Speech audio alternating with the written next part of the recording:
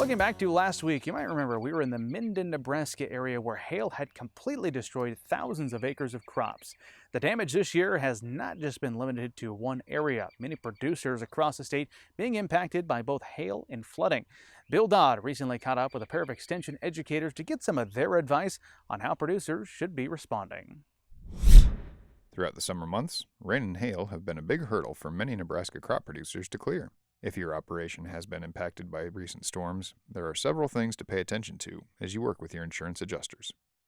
The first thing is just basically to go out and assess those fields. Know that crop insurance is probably going to wait about 7 to 10 days. And the reason for that is just to see if any new regrowth occurs. For soybeans, whether they're reduced to sticks or whether there's any growth still there, it just gives them a better indication about if there could be any recovery.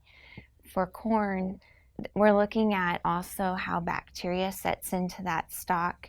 So it may change the way that that stalk is able to continue to stand. If we get additional wind in between that time of when the hailstorm happened and when that assessment takes place, there may be other plants that fall over or break over. If it was prior to tassel, it allows that adjuster to look at, first of all, if it was broke off above the ear, looking at how the ear then is developing and if there's potential for it to pollinate. If it was broke off below the ear, that's an easy call because there's no recovering from that. If it was broke off towards the top of the plant and it was just more stripping, then you watch how the tassels come out and are they going to produce pollen. Hail is usually associated with heavy rains. However, heavy rains without hail can also lead to another set of problems altogether.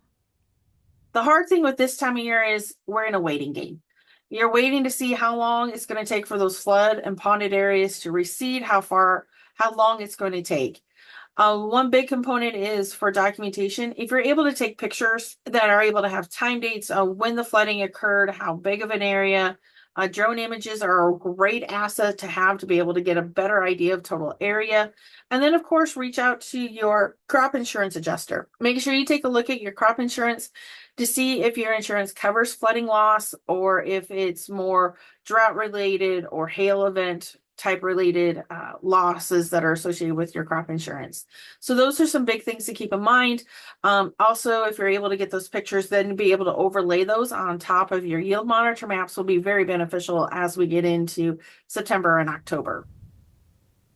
Whether you're dealing with flooding or hail damage on your operation, these kind of stressors can take a big psychological toll on people. Dealing with losses like this can be difficult, but there are resources available to help you navigate these difficult times.